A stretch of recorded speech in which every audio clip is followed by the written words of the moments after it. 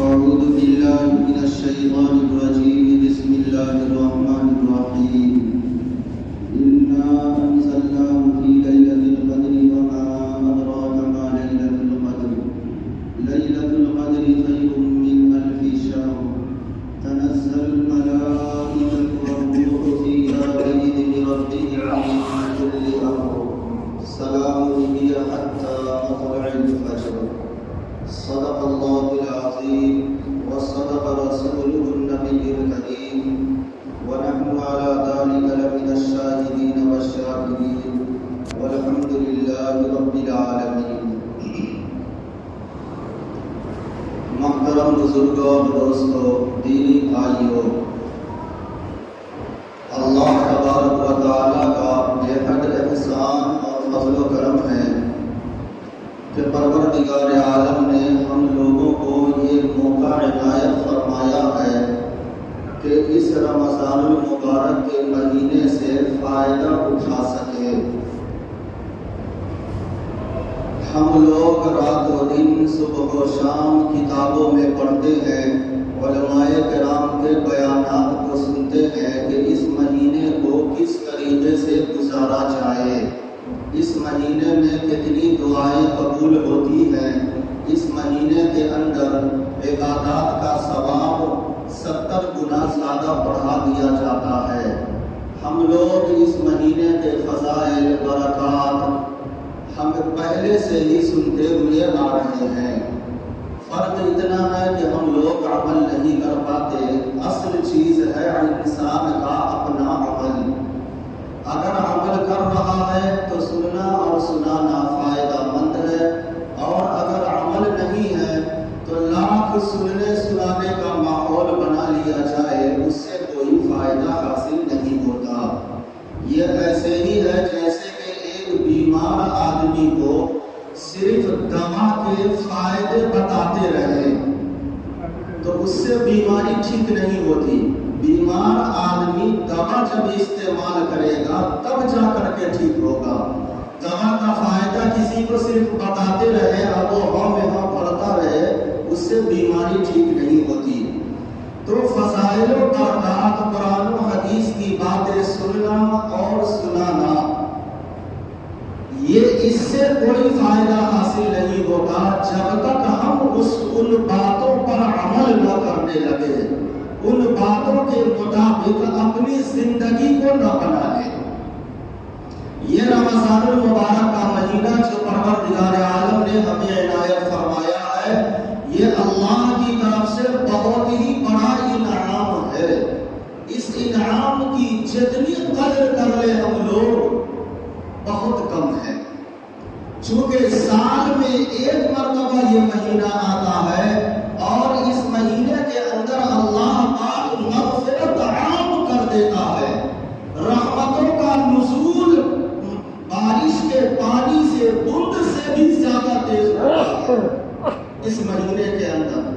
اگر ہم لوگ اس سے فائدہ نہ اٹھا سکے تو یقیناً ہماری اپنی بدقسمتی اور محرومی کی بات ہوگی.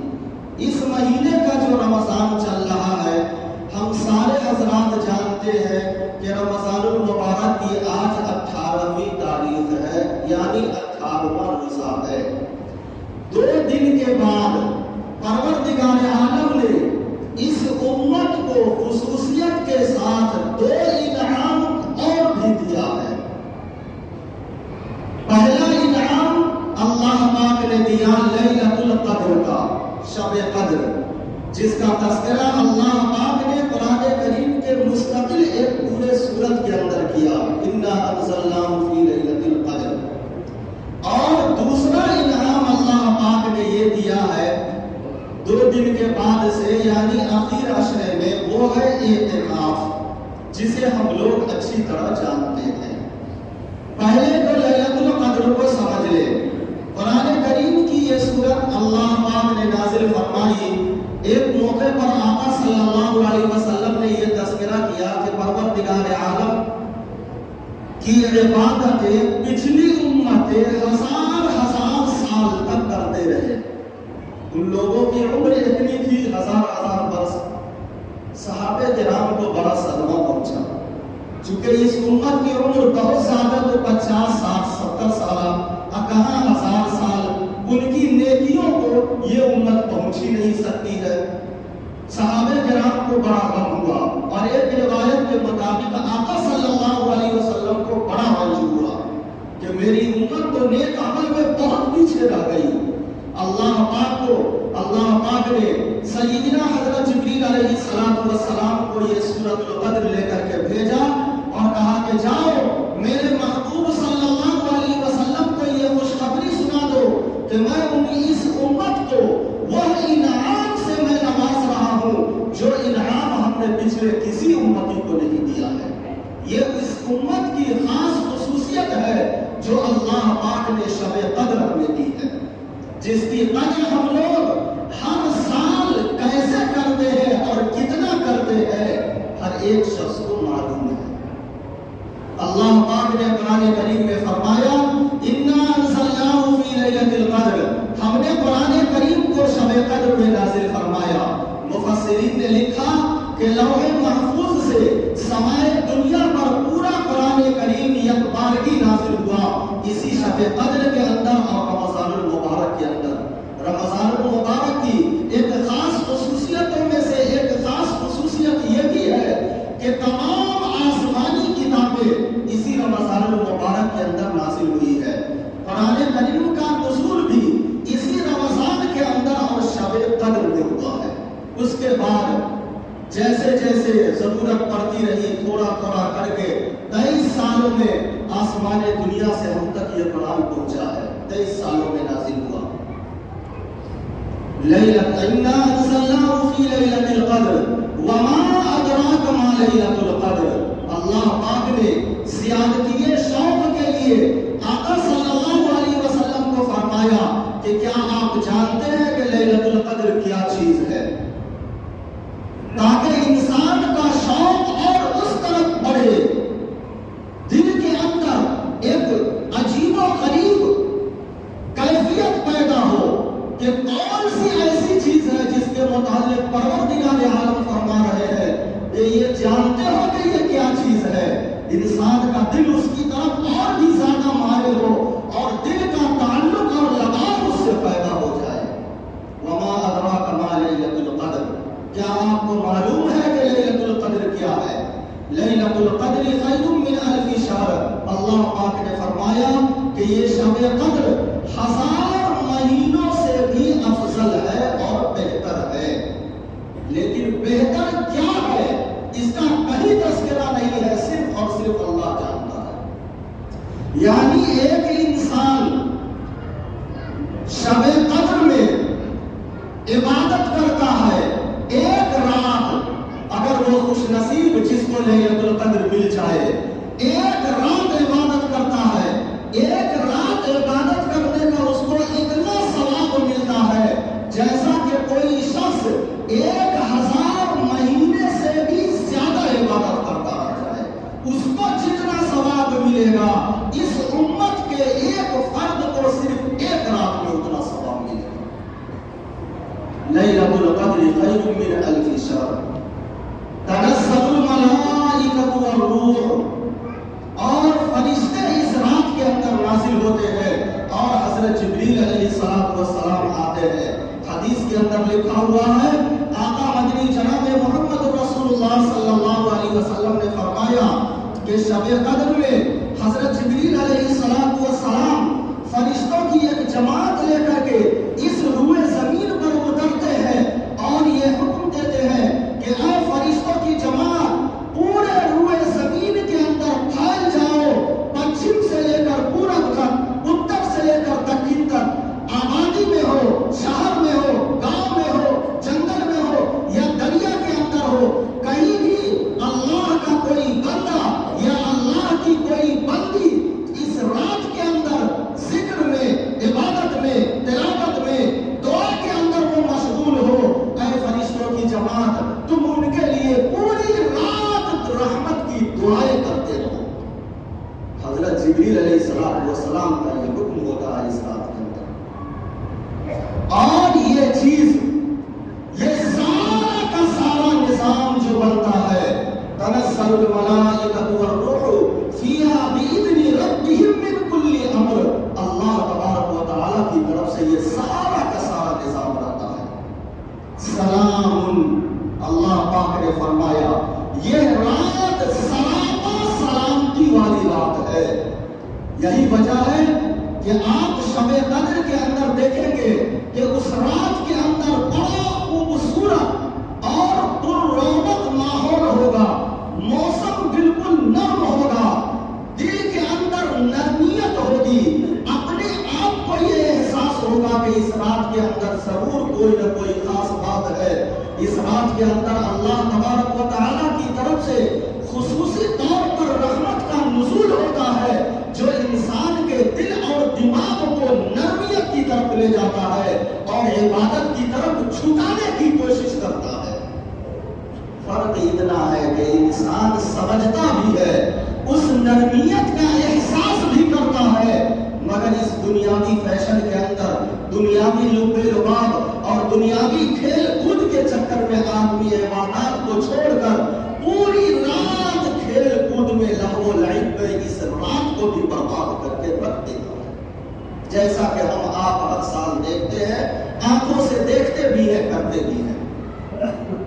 ہِیَ حَتَّى مَطْلَعِ الْفَجْرِ. اللہ پاک نے فرمایا کہ یہ لیلۃ القدر رات کے کسی ایک حصے میں نہیں ہوا کرتی ہے، بلکہ غروب آفتاب سے لے کر یعنی افطار کے وقت سے لے کر کے طلوع فجر یعنی فجر کی اذان جو رمضان کے اندر ہوتی ہے، پورے کے پوری رات یہ رحمت کا نزول ہوتا رہتا ہے. پوری رات اگر آدمی، اور یہ رات کب آتی ہے؟ حدیث کے اندر مختلف روایتیں ہیں، لیکن راجح قول یہی ہے کہ اخیر عشرے کی طاق راتوں میں یہ ہوا کرتی ہے، یعنی 21 کی رات، 23 کی رات، 25 کی، 27 کی اور 29 کی.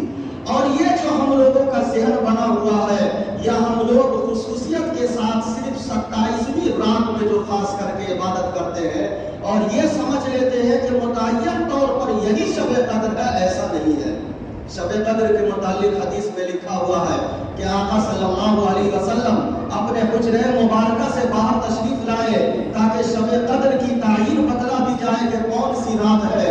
تو لیکن راستے میں دو لوگوں کے درمیان جھگڑا ہو رہا تھا، اس کو فیصلہ کرنے اور اس کو چھوڑانے کے چکر میں وہ رات اللہ تبارک و تعالیٰ کی طرف سے آقا صلی اللہ علیہ وسلم کے ذہن سے نکال دی گئی. لیکن اس میں بھی بہت بڑی حکمت ہے. اللہ کا کوئی بھی کام حکمت سے خالی نہیں ہے. پروردگار عالم یہ چاہتا ہے کہ میرے بندے ایک رات نہیں بلکہ رمضان کے آخری عشرے کے اندر 5 راتیں عبادت کر لے، 5 نہیں 10 راتیں عبادت کر لے. چونکہ ایک قول کے مطابق ان 10 راتوں میں سے کوئی بھی رات شب قدر ہو سکتی ہے. اور ذرا غور کیجئے، ایک بات میں آپ کو کہہ رہا ہوں، سال میں صرف 10 دن اگر کوئی آدمی ایسا کام کر لے جس سے 1000 مہینے کے برابر اس کی کمائی ہو جائے، تو بتائیے 10 دن میں آدمی سوئے گا؟ کبھی نہیں. نیند اڑ جائے گی، بیمار پڑے 10 دن کے بعد تو پڑے. لیکن یہ 10 دن کے اندر اگر یہ کہہ دیا جائے کہ جو آدمی بھی 10 دن رات و دن سال میں صرف 10 دن فلاں کام کر لو تو تمہیں 83 برس 4 مہینے کے برابر تمہیں انعام ملے گا، یعنی اتنی مزدوری تمہیں مل جائے گی. بتائیے ذرا دل پر ہاتھ رکھ کر کے سوچ کر کے ہم میں کا کون ایسا آدمی ہوگا جو ان 10 راتوں کے اندر سوئے گا؟ کھانا پینا پہنانا پیشاب سب بھول جائے گا. اللہ پاک اصل یہ چاہتا ہے کہ میرے بندے جو سال کے 11 مہینے دنیا کمانے کے چکر میں پڑے رہے، گناہوں میں ڈوبے رہے، اپنی منشیات کے مطابق دنیا میں زندگی گزارتے رہے، میرے بندے سال میں یہ 10 دن 20واں روزہ سے لے کر کے اور عید کا چاند نکلنے تک یہ 10 دن کا جو وقت ہوتا ہے، میرے بندے میری عبادت کے اندر گزار دے تاکہ میں ان بندے اور بندیوں کو معاف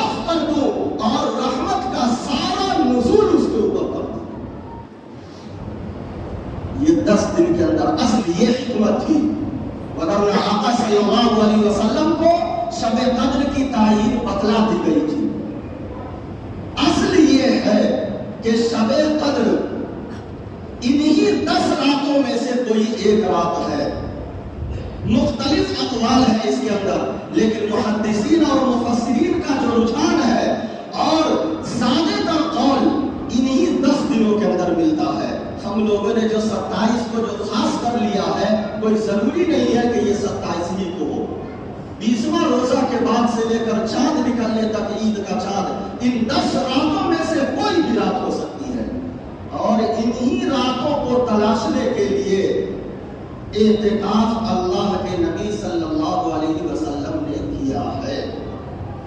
اعتکاف اصل یہی ہے۔ شب قدر کی بے شمار فضیلت احادیث کے اندر لکھی ہوئی ہے کہ اگر اس رات کے اندر کسی آدمی کو عبادت کرے ایمان کے ساتھ ثواب کی نیت سے، تو اللہ پاک اس کے پچھلے تمام گناہ معاف کر دیتے ہیں۔ اور بھی بہت ساری فضیلتیں ہیں، اور انہی فضیلتوں کو حاصل کرنے کے لیے، شب قدر کو تلاش کرنے کے لیے شریعت نے یہ اعتکاف کا مسنون طریقہ رائج کیا ہے۔ وَلَا تُبَاشِرُوهُنَّ وَأَنْتُمْ عَاكِفُونَ فِي الْمَسَاجِدِ۔ اللہ تبارک و تعالیٰ نے فرمایا کہ اعتکاف کی حالت، اعتکاف مسجد میں کرو، اور اعتکاف کی حالت میں اپنی بیوی سے نہ ملو۔ قرآن کریم کے اندر اس کا تذکرہ کیا۔ اعتکاف کہتے کس کو ہیں؟ 20واں روزہ یعنی اس سال کے حساب سے پرسوں اتوار کے دن عصر کی نماز کے بعد، مغرب سے پہلے سورج ڈوبنے سے پہلے اعتکاف کی نیت سے مسجد کے اندر آ جائے، اور عید کا چاند نکلنے کے بعد پھر وہ مسجد سے باہر جائے، نیت کر کے اعتکاف آ جائے، سنت اعتکاف کا۔ چونکہ رمضان کے اخیر عشرے کا جو اعتکاف ہے، جو 20واں روزہ سے شروع ہوتا ہے، یہ سنت مؤکدہ ہے، اور مسئلہ یہ صاف صاف لکھا ہوا ہے کہ اگر کسی بھی مسجد کے اندر ایک بھی آدمی اگر وہ اعتکاف میں نہیں بیٹھتا ہے، تو اعتکاف کے چھوڑنے کا گناہ پورے محلے اور گاؤں والوں پر ہوگا، اور اگر کوئی ایک آدمی بھی بیٹھ جاتا ہے تو تمام لوگوں کے سر سے یہ گناہ ختم ہو جائے گا۔ مگر ہم لوگوں کے ماحول اور معاشرہ میں ایک عجیب و غریب رسم بن چکی ہے، شہر سے لے کر دیہات تک، بلکہ بعض جگہوں پر تو اب ایسا ہوتا ہے کہ پیسہ دے کر کے لوگ اعتکاف میں بیٹھاتے ہیں، مزدوری دے کر کے، خود بیٹھنے پر تیار نہیں ہوتے۔ سن لیجئے، آقا مدنی جناب محمد رسول اللہ صلی اللہ علیہ وسلم نے فرمایا کہ بندے کا ایک دن کا اعتکاف، ایک دن کا صرف اعتکاف جہنم سے بندے کو اتنا دور کر دیتا ہے جتنا زمین اور آسمان کے درمیان دوری ہے۔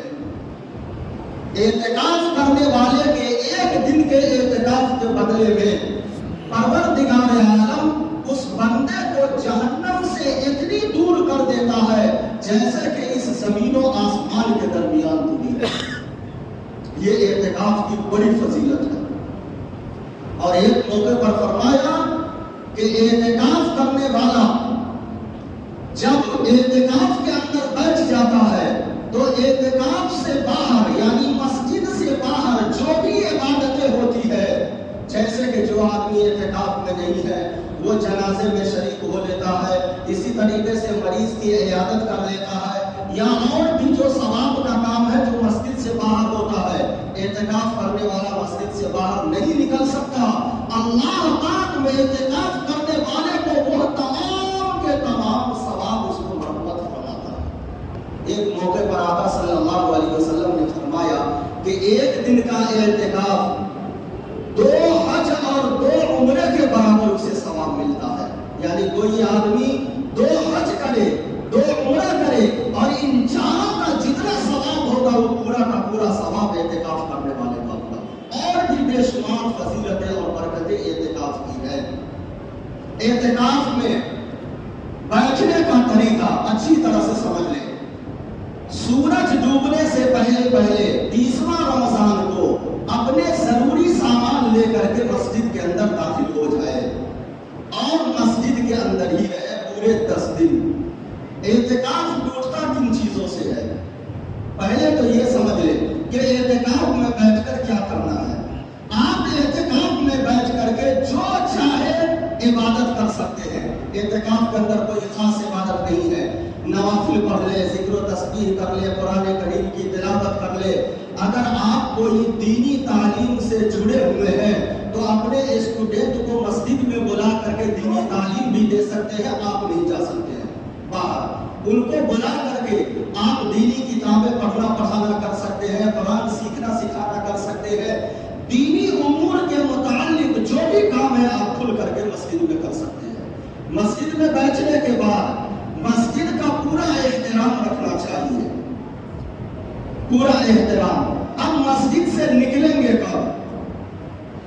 ضروری حاجت کے، ضرورت کے تحت، شرعی ضرورت کے اعتبار سے آپ مسجد سے باہر نکل سکتے ہیں، جیسے کہ قضاء حاجت، پیخانہ پیشاب کے لیے، اسی طریقے سے وضو کرنے کے لیے۔ اور اگر گھر سے کھانا لانے والا، مسجد پہنچانے والا کوئی نہیں ہے تو آپ کھانا لانے بھی گھر جا سکتے ہیں، اور اگر گھر پہ بیٹھ کر کھانا چاہے تو کھا بھی سکتے ہیں۔ مگر یاد رہے، کھانے کے لیے ہو یا استنجا اور وضو وغیرہ کے لیے اگر آپ مسجد سے باہر نکل رہے ہیں تو اتنے ہی دیر آپ کو باہر رہنا ہے جتنا وقت اس میں لگ سکے۔ ایسا نہ ہو کہ کھانا کھانے کے لیے گھر جا رہے ہیں، 15 منٹ 20 منٹ آدھا گھنٹہ بیٹھ کر کے اور آپ باتیں کر رہے ہیں، اس سے اعتکاف ٹوٹ جائے گا۔ اور اسی طریقے سے استنجا وغیرہ کے لیے مسجد سے جو باہر نکل رہے ہیں تو اس سے بھی جتنا وقت آپ کا اس میں لگ رہا ہے وہ تو ٹھیک ہے، اور اگر آپ وہیں کھڑے ہو کر کے کسی سے باتیں کرنے لگے یا اگر آپ رک گئے وہیں پر تو یاد رکھ لیجئے آپ کا اعتکاف ٹوٹ جائے گا۔ جی علماء نے یہ لکھا ہے کہ اگر آپ وضو بنا کر کے فارغ ہو چکے ہیں، وضو کے بعد کی جو دعا پڑھنا ہے وہاں کھڑے کھڑے وضو خانہ پر نہیں، بلکہ پہلے آپ مسجد کے اندر داخل ہو جائے پھر وہ دعا پڑھیں، اس سے بھی اعتکاف خراب ہو جاتا ہے۔ اسی طریقے سے یہ جو سنت اعتکاف ہے اس کے اندر روزہ شرط ہے۔ روزہ اگر کسی بھی وجہ سے ٹوٹ گیا، جان کرتے ہو، بھولے سے ہو یا جیسے بھی، روزہ ٹوٹ گیا تو آپ کا اعتکاف آٹومیٹک ٹوٹ جائے گا، اعتکاف ٹوٹ جائے گا۔ ان باتوں کا خیال رکھا جائے۔ اب یہ ہے کہ مسجد کے اندر، مسجد کہتے کس کو ہے یہ سمجھ لیجئے۔ ہر جگہ مسجد کی زمین تو زیادہ ہوتی ہے، جس کے مسجد کی زمین کے کچھ حصوں میں استنجا وغیرہ، استنجا خانہ بنایا جاتا ہے، لیٹرن بنایا جاتا ہے، وضو خانہ بنایا جاتا ہے۔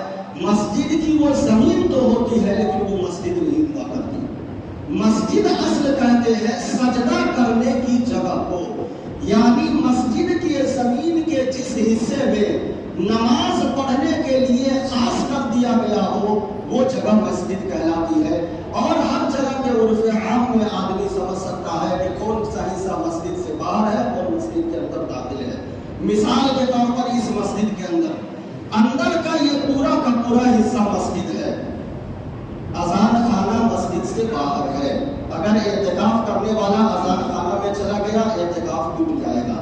اسی طریقے سے اور کوئی روم بنا ہوا ہے وہ بھی مسجد سے باہر ہے، اگر اس روم میں دھوکے سے گیا یا جان کر کے گیا اعتکاف ٹوٹ جائے گا۔ اسی طریقے سے آنگن کا حصہ جو اتر طرف سے پائپ لگا ہوا ہے، پائپ کے اندر دکن طرف کا حصہ یہ مسجد ہے، اتر طرف کا حصہ یہ مسجد کے اندر داخل نہیں ہے، وہ پیچھے راستہ وضو خانہ پر جانے کے لیے اس کو خاص کیا گیا۔ اسی طریقے سے ہر مسجد کے اندر اعتکاف کرنے والے سمجھ لیں مسجد سے باہر نہیں نکلنا ہے۔ اگر کسی بھی وجہ سے روزہ ٹوٹ گیا یا دھوکے سے باہر چلا گیا مسجد کے حصے سے تو اس کا اعتکاف ٹوٹ جائے گا۔ یہ تو مردوں کے لیے مسجد کی حالت ہو گئی، سیم یہی صورت عورتوں کے لیے ہے۔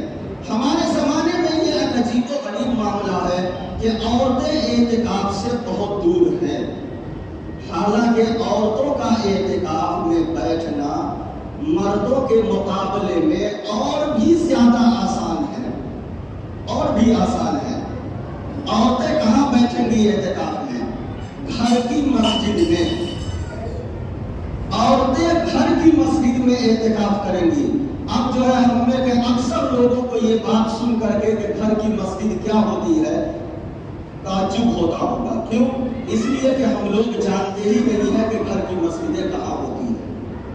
ایک بات یاد رکھ لیجیے، ہم لوگ جو مکانات بناتے ہیں، بلڈنگیں بناتے ہیں، اس میں بیڈ روم، کچن روم، یہ روم، گیسٹ روم سب کچھ ہم لوگ نکالتے ہیں، لیکن ہم لوگ مسجد کی جگہ نہیں نکالتے ہیں۔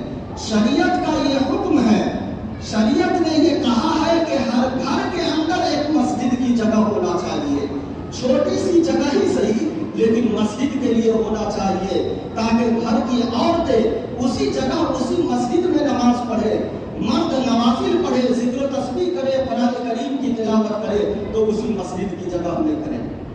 اور ایسا ہمارے یہاں تو نہیں ہے مسلمانوں کے گھروں کے اندر، باقی جتنی قومیں اس دنیا کے اندر آباد ہے ان کے گھروں کے اندر آپ جا کر کے دیکھ لیجئے گا، پورے مکان چاہے امیر ہو یا غریب ہو، چھوٹی ہی سی جگہ ہے، اپنے حساب سے جو وہ لوگ پوجا یا عبادت کرتے ہیں اس کے لیے جگہ نکال کر کے رکھتے ہیں اور باضابطہ اس کی حفاظت کرتے ہیں تاکہ بچے باہر جا کر گندہ نہ کر دے، اس کو لاک کر کے رکھتے ہیں۔ لیکن ہمارے یہاں یہ سب چیزیں تو ہے نہیں۔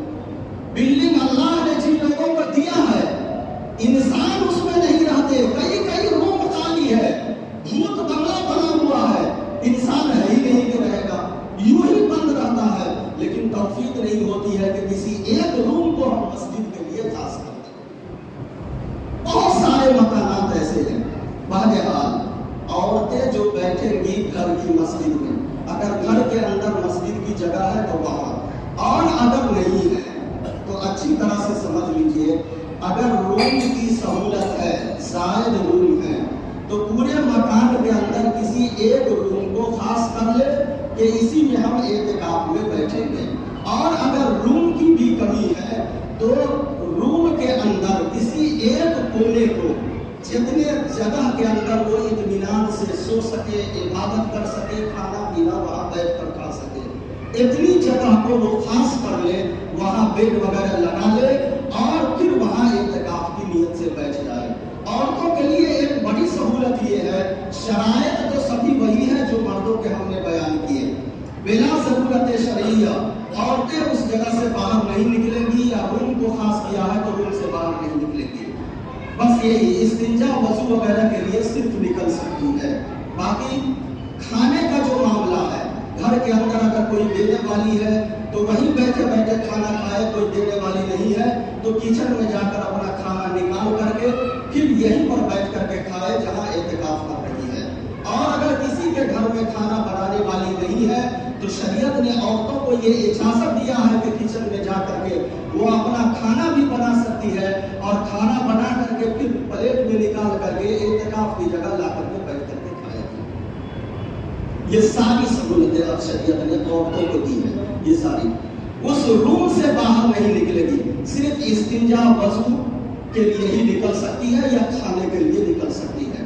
باقی بچے اگر ہیں چھوٹے، ان کو پڑھانا ہے یا تربیت کرنا ہے، کھلانا ہے تو اسی روم میں بیٹھ کر کے سارا کام کر سکتی ہے، روم سے باہر نہیں نکلے گی۔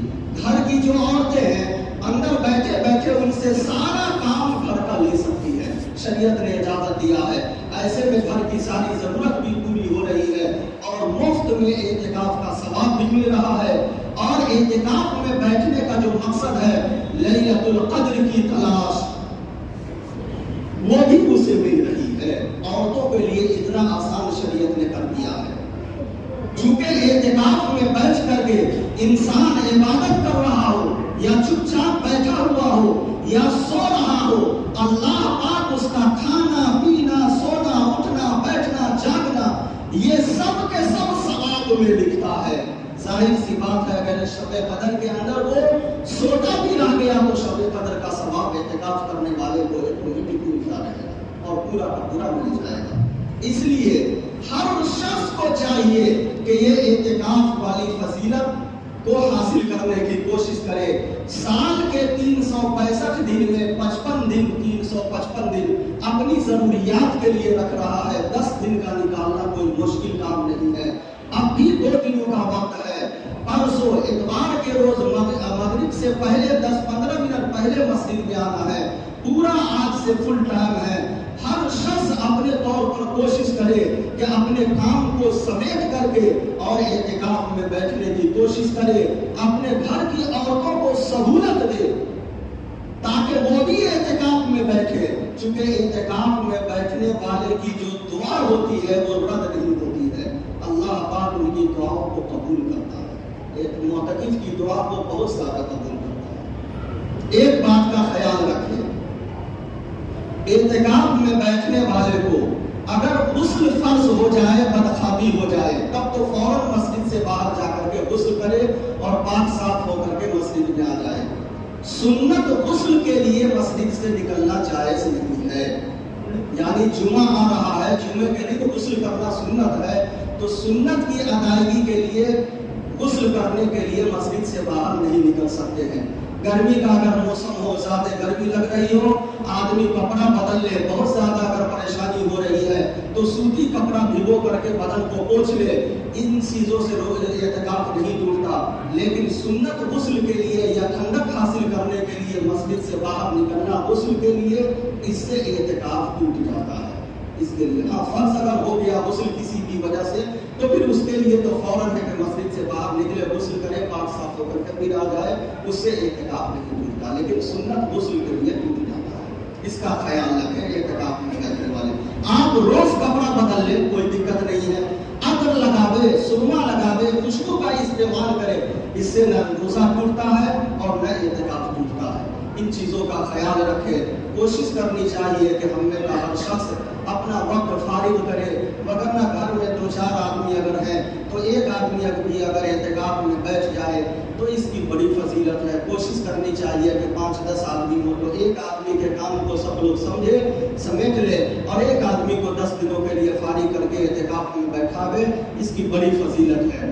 औरतों को भी खुसूसी मौका दिया जाए, ये मर्दों के जिम्मे हुआ करता है। हमारे यहाँ का जो माहौल और माशरा है, इस माहौल के हिसाब से अगर औरतों को मौका नहीं मिलता है एतिकाफ में बैठने का, तो ये मर्दों की अपनी जिम्मेदारी होती है। मर्द अगर चाहे तो घर की औरतों में से किसी एक को फारिग करके वो बैठा सकते हैं, उससे आपको भी सवाब मिलेगा। आप अगर बैठाएंगे तो आपको भी पूरा सवाब मिलेगा और एतिकाफ में बैठने वाली औरतों को भी पूरा सवाब मिलेगा। इन बातों का ख्याल रखा जाए। दुआ कीजिए कि अल्लाह पाक हम तमाम लोगों को कहने सुनने से ज़्यादा अमल की तौफीक अता फरमाए और सुन्नत व शरीयत के मुताबिक ज़िंदगी गुजारने की तौफीक अता फरमाए। शब कद्र के ताल्लुक से, एतिकाफ के ताल्लुक से जो मोटे मसाइल ज़हन में थे हमने बतला दिया है। आप हज़रात को जैसे ज़रूरत पड़े, और जिन सब लोगों की अपनी अपनी ज़रूरत अलग अलग होती है, जिन साहब को भी जैसी भी ज़रूरत समझ में आए बात में आकर के समझ सकते हैं, या आप जहाँ रहे जानने वालों से समझ लिया करें। चूँकि एतिकाफ और लैलतुल क़द्र इन दोनों का बड़ा अजीब व गरीब अल्लाह पाक ने मेल रखा है और एक दूसरे के अंदर समाया हुआ है। इसलिए इसको हासिल करने के लिए अल्लाह ने जो ये नेमत दी है, इसको हासिल करने के लिए हमेशा इंसान को कोशिश करते रहना चाहिए। अल्लाह पाक अमल की तौफीक अता फरमाए। जो हज़रात